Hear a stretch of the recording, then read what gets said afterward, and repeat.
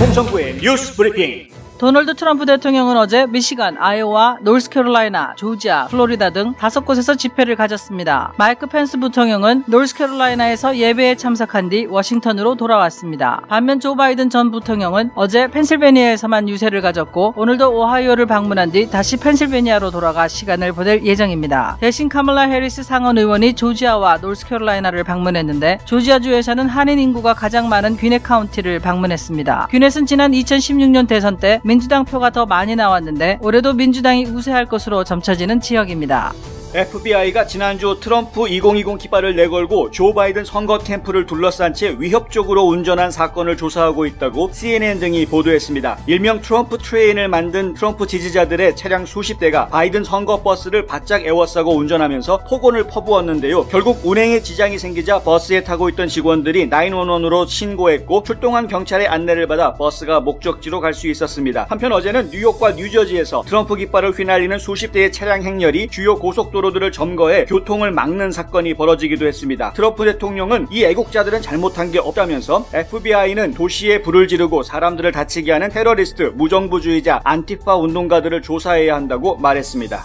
내일 선거가 끝난 뒤 폭력 사태가 벌어질 수 있다는 우려가 커지고 있습니다. 워싱턴 DC를 비롯해 뉴욕, 시카고, 로스앤젤레스, 샌프란시스코 등 주요 대도시 상점들은 합판과 가림판으로 유리창 등을 빈틈없이 막는 모습인데요. 개표 결과에 불복하려는 일부 극성 지지자들이 거리로 뛰어나와 방화와 약탈 등 소요 사태가 빚어질 것이 예상된다는 것입니다. 영국 일간 텔레그래프는 어제 펜실베니아주 총기 옹호단체 오픈 캐리 펜실베니아를 이끄는 저스틴 딜런이 선거 당일 권총을 가지고 투표소에 갈 계획이라고 보도했습니다. 딜런은 단체 회원 2-3천여 명이 투표를 방해하는 행위가 없는지 감시할 예정이라고도 밝혔습니다. 한편 주 애틀란타 총영사관은 지난주 금요일 애틀란타의 한인 경제단체장들과 화상 간담회를 갖고 내일 선거에 따른 소요 사태 가능성 대비 등에 관해 의견을 교환했습니다. 인터넷 매체 악시오스는 어제 3명의 정통한 소식통을 인용해 트럼프 대통령이 선거일 밤에 승리하는 결과가 나올 것 같으면 조기 승리 선언을 할 것이라고 보도했습니다. 펜실베니아 등 주요 경합주에서 미개표 투표용지가 많이 남아있더라도 이 같은 계획을 실행할 것이라고 했는데요. 트럼프 대통령은 어제 저녁 기자들과 만난 자리에서 조기 승리 선언은 하지 않을 것이라고 말하고 선거가 끝난 뒤에도 투표용지가 모여질 수 있다는 건 끔찍한 일이라고 생각한다고 말했습니다. 그러면서 선거가 끝나자마자 우리는 변호사들과 함께 들어갈 것이라고 말했습니다. 이는 선거일 이후에 들어오는 우편 투표용지를 무효화하기 위해 법적 공방을 벌릴 것으로 해석돼 눈길을 끌고 있습니다. 독일은 코로나 바이러스 재확산을 막기 위해 이달 말까지 4주 동안 식당, 술집, 극장, 영화관 등 레저 시설의 문을 닫는 부분 휴업을 시작했습니다. 대신 학교, 유치원, 비필수 상점, 미용실 등은 영업을 계속합니다. 이 같은 조치는 프랑스와 영국이 자택 대피령을 다시 내리면서 따라 나온 것입니다. 독일은 지난 토요일 하루 신규 확진자가 19,059명으로 역대 최대치를 기록했고 지난 한 주 동안 주민 10만 명당 100건 이상의 신규 확진자가 보도된 상태입니다. 지난주 독일 보건당국은 확진자 4분의 3이 감염 원인을 추적할 수 없는 깜깜이 확진자라고 밝혔습니다. 당국은 독일인들의 불필요한 여행을 자제해달라고 요청했고 호텔의 여행객 투숙을 금지했습니다. 독일, 벨기에, 오스트리아도 부분 봉쇄를 시행하고 이탈리아는 음식점 영업시간을 오후 6시로 제한하는 등 새로운 봉쇄령이 속속 나오자 정부와 지도자를 신뢰하지 않는 시민들의 분노가 폭발해 일부에선 저항으로 이어지고 있다고 영국 일간지 가디언이 어제 보도했습니다. 이탈리아 피렌체에서는 지난달 30일 밤 시위대가 경찰에 화염병과 돌을 던졌고 스페인 마드리드와 바르셀로나 등에서도 시위대가 불을 지르고 상점을 파괴했습니다. 독일 베를린에서도 예술 분야 종사자 수천 명이 재정 지원을 요구하며 행진을 벌이기도 했는데요. 세계보건기구의 최근 조사에 따르면 심각한 경제난과 심리적 피로 탓에 정부의 보건 지침을 따르려는 동기가 줄어든 것으로 나타났습니다. 연초의 첫 봉쇄령 때는 믿고 따랐지만 지금에 와서 또다시 봉쇄령을 내리자 속았다는 생각이 들었다는 것입니다. 유럽 각국은 이번 시위가 유럽 전역으로 확산될까 우려하고 있습니다. 방글라데시 수도 다카에서 경찰 추산 5만 명 이상이 반프랑스 시위에 참여했다고 AFP 통신이 보도했습니다. 지난달 시위가 시작된 이래 최대 규모인데요. 시위대는 예언자 무함마드를 모욕하지 말라고 외치고 프랑스 제품 불매 운동을 벌였습니다. 일부는 에마뉘엘 마크롱 프랑스 대통령의 인형을 불태웠는데 이번 사태는 무함마드에 대한 풍자만평으로 프랑스에서 참수 테러가 벌어지자 마크롱 대통령이 표현의 자유를 살인으로 막으려는 극단주의 이슬람권을 강하게 비판한 데 대해 나온 것입니다. 반프랑스 시위는 방글라데시뿐만 아니라 파키스탄, 레바논, 인도네시아 등 상당수의 이슬람권 국가에서 연일 계속되고 있습니다. 지난 2000년 11월 2일 미국의 빌 셰퍼드와 러시아의 세르게이 크라칼레프, 유리 기드젠코 등 3명의 우주비행사가 채 완성되지도 않은 국제우주정거장에 도착해 문을 열고 들어간 지 오늘로 만 20년이 됐습니다. 이후로 국제우주정거장에는 늘 2명 이상의 우주비행사가 머물며 시설 유지와 과학실험 임무를 수행하고 있는데요. 지금까지 19개 나라에서 모두 241명이 다녀갔습니다. 처음에는 비좁은 방 3개에 불과했지만 이후 계속 확장돼 현재는 방 12개, 침대 칸 6개, 전망대까지 갖추고 우주 화장실도 최근 하나가 추가돼 3개로 늘어났습니다. 지구에서 340에서 432km 상공 궤도에서 시속 27,740km 속도로 도는 국제우주정거장은 현재 태양광 시설을 포함해 축구장 크기에 달하며 무게도 500톤 가까이 됩니다. 이 거대한 시설이 20년이나 지구 궤도를 돌고 있다는 것 자체가 경이로운 일인 셈입니다. 프란치스코 교황의 동성결합 지지 발언 논란과 관련해 교황청 국무원은 지난주 전 세계 각국에 주재하는 교황청 대사에 다큐멘터리 인터뷰 편집 과정에서 발언의 맥락이 왜곡됐다는 취지의 공문을 보냈다고 카톨릭 뉴스 통신 CNA가 보도했습니다. 문제의 발언은 지난달 21일 이탈리아 로마국제영화제 개막작으로 상영된 다큐멘터리 프란치스코에서 교황이 시민결합법을 지지한다고 밝힌 것입니다. 이에 대해 국무원은 서로 다른 시점에 진행된 2건의 인터뷰 내용이 다큐멘터리에 인용될 때 편집을 통해 하나로 합쳐지며 발언의 취지와 맥락이 완전히 왜곡됐다고 설명했습니다. 실제 편집 전 인터뷰 원본에는 동성간 결혼에 대해 말하는 것은 맞지 않는다는 내용이 있지만 다큐멘터리에서는 이 부분이 통째로 잘려나갔다는 것입니다. 많은 서구 국가들이 다시 코로나 바이러스 재유행으로 봉쇄령을 내리면서 유가가 폭락하는 동안 10년 만에 가장 빠른 속도로 공장 활동이 확대된 중국이 견고한 데이터를 내놓으면서 아시아 주식들이 한 달 만에 반등세를 보였다고 로이터 통신이 오늘 보도했습니다. 유럽이 코로나19 누적 확진자 1천만 명을 넘어서면서 새로운 봉쇄령을 내리자 연료 소비 전망에 대한 우려가 높아지면서 브렌트유는 5월 말 이후 최저치인 $35 74센트까지 떨어졌습니다. MSCI 일본 제외 아시아 태평양 주가지수는 0.5% 오른 573.04를 기록했고 호주 AXJO는 0.4%, 중국 CSI 300은 0.8%, 일본 니케이 평균 주가는 무려 1.5%나 올랐습니다. 경험과 실적이 증명하는 김효지 부동산 전문인. 학자금과 대학 입시 상담은 AGM 인스티튜트. 안녕하십니까, 홍성구 기자입니다. 드디어 결전의 날이 내일로 다가왔습니다. 이제 하루밖에 남지 않았는데요. 내일 선거가 치러지고 난 다음에 결과가 발표되기도 전에 이미 폭동 사태가 일어나지 않겠느냐, 소요 사태가 벌어질 것으로 우려된다, 이런 이야기들이 지금 계속 나오고 있습니다. 특별히 지금 대도시로 이야기가 되고 있는 곳들이죠. 뉴욕, 시카고, 로스앤젤레스, 그리고 샌프란시스코, 필라델피아, 그리고 애틀란타도 지금 마찬가지인데요. 그런데 이 지역들에서 선거 결과에 대한 불복, 그리고 자신이 지지하는 후보자층을 격렬히 지지하는 그런 서로 간의 양측 간의 그런 지지가 격해지면서 좀 시위가 벌어질 수도 있고 소요 사태가 벌어질 수도 있다라는 우려가 나오고 있습니다. 특히 그 밀리티아라고 이야기하죠. 민병대들, 그 무기로 무장한 민간인들이 선거 당일부터 선거 당일 밤 새도록 지역 그 투표소들, 개표소들을 감시하겠다, 이런 이야기들이 지금 나와 있는 상태이기 때문에 더욱더 긴장을 지금 해야 되는 그런 상황이고요. 일부 대도시에서는 일찌감치 상점의 그 유리창들을 전부 다 합판으로 막는 그런 이제 만약의 사태에 대비하는 그런 모습들을 보이고 있고, 애틀란타 같은 경우에는 이 애틀란타 총영사관에서 아예 그 한인 동포 단체들하고 화상회의를 하면서 이런 그 소요 사태가 발생할 수 있으니까 좀 대비를 해달라. 특히 이제 이번 소요 사태는 중국과 미국 간의 갈등 관계가 이어지는 그런 와중에서 나오는 것이기 때문에 그런 인종차별적인 그 혐오 범죄, 이런 것들도 좀 예상이 가능하다. 그래서 좀 대비를 해야 된다. 많은 동포들이 좀 안전에 좀 각별히 신경을 써달라. 이런 이야기들이 좀 오고 갔다고 합니다. 여러 가지 징후들이 지금 보이고 있는데요. 그 중에서도 이제 인터넷 매체 악시오스가 보도한 바에 따르면 일종의 특종 보도 같은데, 트럼프 대통령이 내일 밤에 조기 승리 선언을 할 것이다, 이런 이제 보도가 또 나왔습니다. 조기 승리 선언이라는 거는요, 개표가 다 끝나지 않은 상태에서 우리가 이겼다라고 이제 선포를 해버리는 것인데, 상당히 신중하게 해야 되는 것이죠. 판세가 정말 확실하지 않으면 함부로 하기 어려운 그런 내용인데, 올해 선거는 특히 이게 당선이 확실시된다라는 이야기가 내일 밤에 나오기가 어려운 상황입니다. 왜냐하면은 우편 투표, 조기 투표한 결과들이 워낙 많기 때문에 그렇습니다.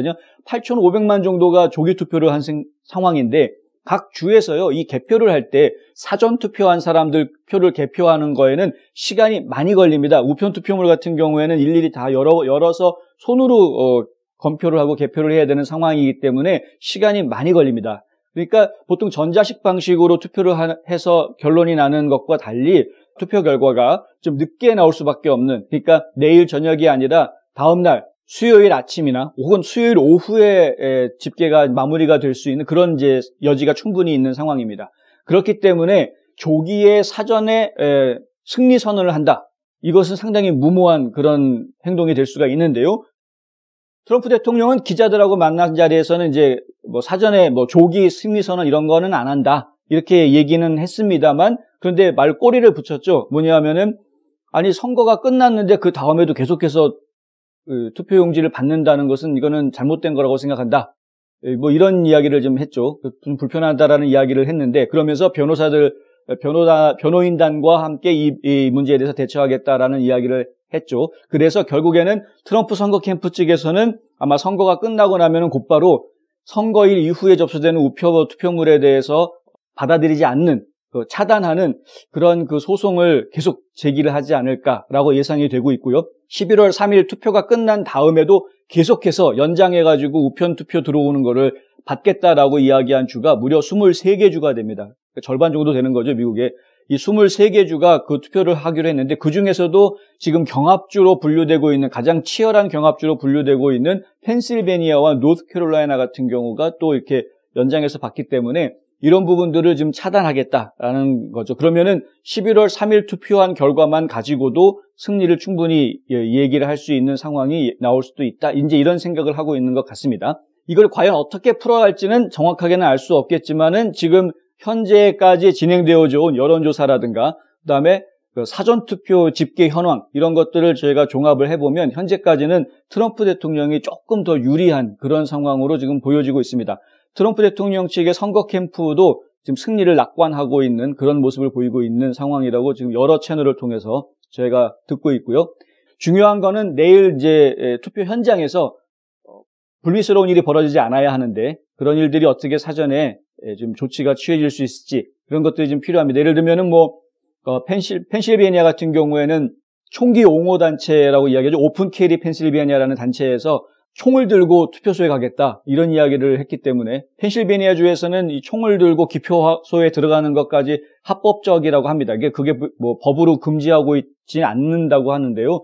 그렇다 보니까 투표소에 총을 가지고 가겠다, 권총을 가지고 가겠다 이제 이런 인터뷰가 나오기도 했는데, 그리고 또 이 펜실베니아 주에서는 투표소 그리고 개표소에서 이 무장한 민간인들이 부정이 혹시 없는지 감시하겠다 이제 이런 이야기도 지금 해놓은 상태여서 혹시 이제 그 와중에 실수나 오해로 인한 그런 불미스러운 일들이 벌어지지 않을지 그런 것들이 지금 저희가 조심해야 될 부분인 것 같고, 특히 한국 동포들 같은 경우에는 중국인으로 오해하고 인종차별하는 그런 범죄의 피해자가 될 수 있는 소지가 다분히 있기 때문에 특별히 좀 더 주의하셔야 할 것 같고요. 그다음에 한인 점포들, 식당들이라든가 이 매점들은 특히 다운타운에 있는 매점들 같은 경우에는 특별히 더 주의하셔야 할 것 같습니다. 그래서 안전 대책 미리 세우셔야 할 것 같고요. 깨지기 전에 유리창을 합판으로 막는다거나 이런 안전 대비를 미리 좀 해놓으시는 것이 좋겠다는 생각이 듭니다. 감기 환자를 위한 출입구 따로 있습니다. 김시현 내과. 한 곳에서 시작되는 안정된 미래, 선우앤선우 종합보험. 지금 코로나 바이러스가 심상치가 않습니다. 지금 전국적으로 확산되고 있는 곳들이 여러 군데 나타나고 있고, 그리고 이 발병자들이 많아질 수밖에 없는 것이요. 미국은 유럽에 있는 각 나라들과 교류가 상당히 빈번하기 때문에 유럽 쪽에서 지금 코로나 바이러스가 재확산하고 있는 조짐이 미국에도 상당히 영향을 주고 있는 것으로 파악이 됩니다. 사실 이 미국에 코로나 바이러스가 유입이 되게 된 주요 경로가 중국이 아니라 사실은 유럽이었던 거 저희가 기억하고 있습니다. 중국에 대해서는 일찌감치 트럼프 대통령이 차단을 했는데 이 유럽에 대해서는 문호가 열려 있었고 영국이라든가 이태리라든가 이런 여러 나라에서 미국에서 열리는 세미나, 컨퍼런스 이런 거에 참석한 분들이 중에 이제 감염자가 있는 바람에 그것들이 이제 뉴욕에서 크게 확산이 되고 보스턴 지역도 마찬가지로 그렇게 해서 또 확산이 되고 하는 것들을 저희가 봤기 때문에 실제로 유럽발 코로나 바이러스가 미국에 지금 상당히 많이 퍼져 있는 것은 사실입니다. 근데 지금 유럽이 지금 재확산되고 있다 보니까 미국도 지금 긴장할 수밖에 없고 실제로 미국 내에서도 재확산 분위기가 지금 잡히고 있는 것이죠. 그런데 문제는 말입니다. 독일 같은 경우에 새로 발생하는 환자의 4분의 3이 깜깜이 환자다. 이런 이제 보도가 지금 나오고 있습니다. 깜깜이 환자라는 거는 어디에서 어떻게 감염이 됐는지 경로를 파악할 수가 없는 이런 사람들을 이제 깜깜이 환자라고 하는데 이게 상당히 심각한 문제죠. 근데 이 독일하고 이 미국하고 지금 항공 노선 차단돼 있느냐? 안 돼 있죠. 계속 왔다 갔다 할 수 있습니다. 왕래할 수 있습니다. 영국도 마찬가지고요. 프랑스도 마찬가지입니다. 프랑스, 영국 전부 다 봉쇄령 내린 상태이지만 실제로 지금 국제 간의 항공사, 항공 여객기 왔다 갔다 하는 거 지금 계속 하고 있습니다. 그러니까 이 미국 같은 경우에는 특히 유럽하고의 왕래가 많은 이 미국의 입장에서는 상당히 지금 긴장할 수밖에 없는, 특별히 조심하셔야 되는 그런 상황인 것이죠. 더군다나 지금 모든 관심사들이 선거에 집중되어 있다 보니까 이런 그 방역 대책이 지금 소홀시되고 있는 이런 문제가 지금 있죠. 최근 들어서 이제 미국 내에서도 여러 지역에서 자택대피령을 추가로 내리거나 혹은 기존에 내려져 있는 자택대피령을 연장하거나 하는 이런 보건행정명령들이 계속 내려지고 있기는 합니다만 워낙에 선거 쪽에 지금 관심이 가 있다 보니까 이런 보건행정명령들이 예전처럼 관심을 받지 못하고 있는 그런 상황입니다. 거기에다가 지금 뉴욕은 그나마 지금 봉쇄했던 걸 풀었죠. 뉴욕 같은 경우에는 타주에서 뉴욕으로 오는 경우에 무조건 2주 동안 자가격리해야 된다라고 했었습니다. 왜냐하면 그 바이러스 확산을 막기 위해서 외부로부터 들어오는 바이러스를 막자라는 취지에서 그런 조치를 내렸던 것인데 이거 풀었습니다. 지금처럼 재확산이 일어나고 있는 상황에서 거꾸로 가고 있는 것 같은데 그런 모습을 보여서 지금 이거 어떻게 이해를 해야 될지 저희가 잘 모르겠습니다만은 어쨌든 지금 뉴욕에서 만약에 또 재확산이 벌어진다 그러면 미국 전역으로 퍼지는 거는 뭐 하루아침이 되지 않을까 이런 또 우려가 지금 나오고 있는 상황입니다. 근데 한 가지 저희가 좀 주의 깊게 봐야 되는 부분이요. 유럽에서 이런 바이러스가 재확산되니까 정부가 다시 봉쇄령을 내렸는데 시민들이 여기에 반발한다라는 것이죠. 그래서 시위가 지금 벌어지고 있다는 겁니다. 폭력 시위들이 벌어지는 겁니다. 경찰들한테 화염병 던지고 벽돌 던지고 이런 일들이 벌어지고요. 곳곳에 건물에다가 불 지르고 또 상점 또 가가지고 약탈하고 이런 일들이 지금 벌어지고 있는 것입니다. 왜 이런 일이 벌어지고 있느냐? 지금 언론에서 분석하기로는 처음에 봉쇄령이 내려졌을 때 지난 2월, 3월 이때 봉쇄령이 내려졌을 때에는 정부 조치를 믿고 따랐다는 거죠. 그렇게 하면은 바이러스 확산을 막을 수 있다라고 생각했기 때문에 따라주었는데 결론적으로 지금 된 게 하나도 없다는 거죠. 나아진 게 하나도 없고 오히려 더 바이러스가 지금 또 퍼지고 있으니 이 정부 조치 믿을 수 없다라는 겁니다. 그러니까 정부에 대한 이제 불신감 이것이 첫 번째 이유가 되는 것이고요. 두 번째 이유는 너무 오랫동안 참았다는 겁니다.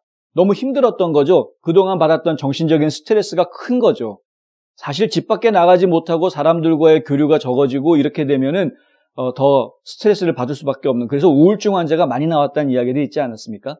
근데 이런 상황에서 또 바이러스의 감염의 우려 때문에 병원을 가서 자신의 지병을 치료하는 것도 다 뒤로 늦춰야 하는 이런 상황들이 계속 이어졌었기 때문에 많은 사람들이 지금 그러니까 뭐 육체적으로도 정신적으로도 많이 지금 지쳐 있는 그런 상황이 돼 있는 것이죠. 이런데 또 봉쇄령을 내리니까 그 스트레스를 견디기 어려워한다. 이런 이제 분석이 있는 것이고요. 또 세 번째 이유는 경제적으로 너무 어려워졌다라는 겁니다. 이게 가장 그 결정적인 이유인 것 같은데 일단 가게 문을 닫고 직장이 없어지니까 일자리가 없어져서 집에서 있어야 하는 그런 상황이 꽤 오랫동안 이어졌죠. 한두 달이면 어떻게든 버틸 수 있겠지만 지금 너무 오랜 시간 동안 이게 이어지고 있고 그나마 앞으로 더 나아지리라는 이 희망이 없다라는 게 가장 큰 문제입니다. 그러니까 당장 연말까지는 그렇다 치더라도 그럼 내년이라도 그럼 나아지느냐, 내년이라도 내가 돈을 벌 수 있느냐, 이게 지금 잘 안 된다는 것이죠. 각 나라마다 나름대로 양적 완화하고 국민들한테 지금 경기 부양 보조금 같은 것들을 예산을 세워서 집행을 하고 있기는 하지만 턱없이 부족한 겁니다. 그나마 미국 정도 되면은 지금 그래도 큰 돈을 좀 쓴 나라이긴 한데 미국도 지금 국민들 굉장히 어려워져 있는 상황이거든요. 지금 뭐 돈이 바닥이 나 있는 그런 상황이기 때문에 지금 아우성들인데 이 삼중고가 지금 있는 겁니다. 심신의 어려움도 있는 데다가 정부는 믿지 못하겠고 거기에다가 경제적으로 너무 쪼달리고 있는 이런 상황에서 이 스트레스들을 견디기가 어려운 상황인 거죠. 그러니까 폭발하는 거죠. 이게 점점 다른 도시들로 지금 확산할까 봐 지금 정부에서는 굉장히 지금 근심하고 있는 그런 상황인데 미국도 지금 마찬가지 상황 아닙니까? 미국도 이미 오래전부터 이미 그 블랙 라이브스 매터 운동부터 해가지고 굉장히 오랜 시간 동안 시위들이 이어져 오고 있는데 그나마 지금 선거 때문에 더 그 폭동이 더 커질까봐 지금 굉장히 우려하고 있죠. 선거에 블랙 라이브스 매터 운동에 거기에다가 지금 코로나 바이러스 재확산 문제까지 엎친 데 덮친 격으로 지금 삼중고가 또 돼 있는 셈입니다. 그 무슨 3종 세트도 아니고 매번 이렇게 어려움이 가중되면 진짜 오갈 데 없는 시민들이 선택할 수 있는 그 선택지가 너무나 좁아질 수밖에 없는 것이죠. 너무나도 안타까운 상황인데 하루라도 빨리 이런 상황을 잠재우기 위해서는 각 정부들은 하루속히 백신과 치료제에 대한 비전을 국민들에게 심어줘야 할 것입니다. 그리고 경제가 다시 살아날 수 있다는 희망을 국민들에게 심어줘야 하는데 왜 그런 부분들을 하지 못하는지에 대해서 좀 안타까운 부분들이 있고요. 코로나 바이러스를 이용해서 국민들을 제재하려고 하는 그런 움직임들이 만약에 있다면 그거야말로 정부들이 크게 오산하고 있는 것이다라는 이야기를 좀 하고 싶습니다. 이 국민들을 정부가 아주 쉽게 컨트롤하려고 그런 목적으로 코로나 바이러스를 악용하는 그런 사례들이 없지 않다는 것입니다. 그렇다면 안 되겠죠. 그걸 참을 수 있는 국민들이 없는 거죠. 근데 뭐 선의의 목적을 가지고 봉쇄령을 내린다고 해도 지금 국민들이 참지 못하는 그런 상황인데 그런 묘한 나쁜 생각을 가지고 봉쇄령을 내려서는 또 안 되겠죠. 그러니까 결국은 지금 이런 문제들은 봉쇄령을 통해서 해결할 수 있는 문제가 아니라 그러니까 바이러스 확산을 막으려는 노력으로 해결할 문제가 아니라 이제는 바이러스와 정면 대결해야 하는 그래서 바이러스를 치료하는 그런 수단과 방법들을 국민들에게 제시하고 그것에 대한 희망을 심어주는 것이 오히려 더 바람직한 방향이 아니겠느냐 이렇게 생각이 됩니다. 30년 손맛 케이터링의 명가 참사랑 고객과 직원을 지켜주는 스니즈가 지금 주문하세요. 배너앤프린트. 네, 프란치스코 교황이 동성결합을 지지한다. 시민결합법을 지지한다. 이런 발언을 했다 해가지고 저희도 보도해드린 적이 있었는데요. 이 프란치스코라는 다큐멘터리 영화에서 프란치스코 교황이 직접 하는 말이 이렇게 상영이 됐던 것이죠. 이게 보도가 되고 난 다음에 보수 성향의 이 캐톨릭 신자들이 난리가 났었습니다. 어떻게 교황이 그런 말을 할 수 있느냐? 교황 입에서 교황청의 기본 교리와 다른 이야기가 어떻게 나올 수 있느냐? 이런 공격들이 굉장히 있었습니다. 그런데 아니나 다를까 어제 국무원에서 정식 발표가 나왔습니다. 국무원에서 이제 각 나라에 있는 가톨릭 대사들한테 공문을 보냈는데요. 그 공문 내용에 이 교황의 발언에 대한 해명이 담겨 있었습니다. 결론적으로 말씀드리면 교황은 동성결혼을 지지한 적이 없다. 이게 결론이고요. 그런 말을 아예 한 적이 없는데 악마의 편집을 한 거다라는 이야기입니다. 한마디로 말씀드리면 그렇습니다. 다큐멘터리 제작자가 악마의 편집을 했다. 알고 봤더니 다큐멘터리 제작자가 동성연애자였다. 이렇게 된 거죠. 도대체 어떻게 편집을 했길래 이렇게 됐느냐? 처음에 2번의 인터뷰가 있었답니다. 이 교황과 2번의 인터뷰가 있었는데 교황은 내가 동성 간 결혼에 대해서 말하는 것은 맞지 않는다라는 말을 했는데 이런 건 아예 싹 잘라버렸고 동성의 성향을 가졌다라는 이유로 가족에게서 버림받아서는 안 된다라고 얘기했던 것인데 이것이 약간 바뀌어가지고 동성애자도 하나님의 자녀들이니까 가족으로 받아들여야 된다 이런 말로 좀 와전이 됐다는 것이고요. 그러니까 이게 약간 아다르고 어다른 내용이지만은 그 와전이 된 거죠. 그러니까 동성애자들이 우리 가족에서 버림받지 말아야 된다라는 이야기인데 근데 그 이야기를 마치 동성애자들끼리 가족을 이룰 수 있다라는 말로 오해가 와전이 된 겁니다. 그러니까 잘못된 것이죠. 그리고 시민결합법을 지지한다는 발언도요. 동성 간 결혼에 대해서 반대한다라고 분명하게 얘기를 했는데 그리고 나서 일부 국가에서는 동성애자에게도 다른 국민들과 똑같이 건강보험이라든가 이런 복지 혜택을 주기 위해서 시민결합법을 채택한다. 이런 말을 그냥 한 것뿐인데 이걸 갖다가 이제 중간에 짜집기를 해가지고 동성 간 결합을 이게 인정해주는 시민결합법 그거 지지한다라는 말로 바뀌었다라는 겁니다. 완전히 다른 말로 바뀐 겁니다. 이제 카톨릭의 기본, 그러니까 바티칸의 기본 입장은 동성 결혼은 인정하지 않는다는 것이고 동성애자라고 해서 우리 사회에서 그 사람들을 차별하거나 격리하거나 왕따하거나 이래서는 안 된다는 거고요. 그들도 사랑으로 감싸야 된다. 이런 내용인 것이고요. 그리고 일부 국가에서 이 동성애자들이 이런 법적인 권리, 건강보험이라든가 복지 혜택이라든가 이런 것들을 받게 해주기 위해서 이 시민결합법이라는 것들을 채용하는 국가들이 있다라는 부분에 대해서는 바티칸에서 어느 정도 인지하고 있다. 이 정도인 겁니다, 입장이. 그런데 이것이 마치 교황이 동성애자를 지지했다, 동성결혼을 지지했다라는 식으로 이제 와전이 된 것인데, 왜 이런 흔히들 얘기하는 악마의 편집이라는 거, 왜 이런 짓들을 하는지 잘 모르겠습니다. 진실의 힘만큼 강한 거는 없죠. 결국에는 밝혀집니다, 진실은. 언젠가는 밝혀지게 돼 있습니다. 요즘 같은 비대면 시대에 광고도 인터넷이라는 것 아시죠? 그런데 어떻게 해야 될지 모르시겠다고요? 가장 효과적인 인터넷 광고는 좋은 컨텐츠에 붙어 있는 것입니다. 뉴스앤포스트는 좋은 컨텐츠를 만듭니다. 비즈니스가 어려우세요? 뉴스앤포스트에 광고하세요. 좋은 상품이 있는데 알리고 싶으시다고요? 뉴스앤포스트에 광고하세요. 널리 알리고 싶다고요? 뉴스앤포스트에 광고하세요. 뉴스앤포스트는 페이스북, 유튜브, 카카오톡, 트위터 등 다양한 플랫폼으로 컨텐츠를 전달하고 홍보 효과를 극대화해드립니다. 예, 앞서 보도해드린 대로 국제우주정거장에 인류가 거주하기 시작한, 생활하기 시작한 것이 오늘로 이제 만 20년이 됐다고 합니다. 2000년 11월 2일 인류가 우주정거장에 발을 이제 내딛기 시작했어요. 그곳에 이제 처음 미국인 1명, 러시아인 2명의 우주 비행사들이 거주하기 시작했는데, 지금까지 20년 동안 19개 나라에서 무려 241명의 우주 비행사들이 그곳을 방문했다. 이제 이런 통계가 나왔습니다. 20년, 큽니다. 처음에는 아주 조그만, 몸을 움직이기도 힘든 조그만 방 3개밖에 없었는데 지금 하나씩 붙여나가면서 점점 커져가지고요. 지금은 축구장 크기가 되어 있다고 합니다. 무게가 500톤. 와, 이 500톤짜리 축구장만한 이 우주 정거장이 지금 지구를 계속 20년째 빙글빙글 돌고 있는 것이죠. 굉장히 빠른 속도로 돌고 있습니다. 물론 본인들은 못 느끼겠지만, 근데 이 우주에서 이 지구를 내려다보고 있으면 아무 생각이 안 든답니다. 그냥 지구 이렇게만 보이는 것이죠. 그 안에는 좌파, 우파, 뭐 공산당, 뭐 민주주의, 뭐 이런 거 그런 게 일체 없다는 거죠. 그냥 모든 걸 다 떠나서 지구, 인간 이렇게만 생각이 든다는 것입니다. 어떤 면에서 보면은 이 국제 우주정거장이야말로 정말 우리 인류가 지향해야 하는 평화의 산실이 아닐까, 이런 생각을 한번 해보게 되는데요.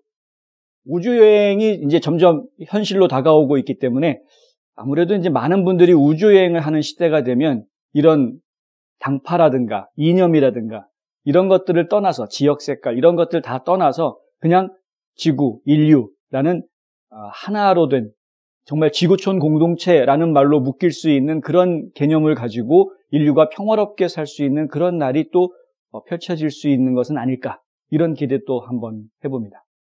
오늘 홍성구의 뉴스 브리핑은 여기까지입니다. 11월 한 달 여러분 건강하고 안전한 한 달 되기를 바라고요. 내일 아직 투표하지 않으신 분들은 꼭 투표하러 나가시기 바랍니다. 저는 내일 또다시 찾아뵙겠습니다. 시청해 주셔서 감사합니다.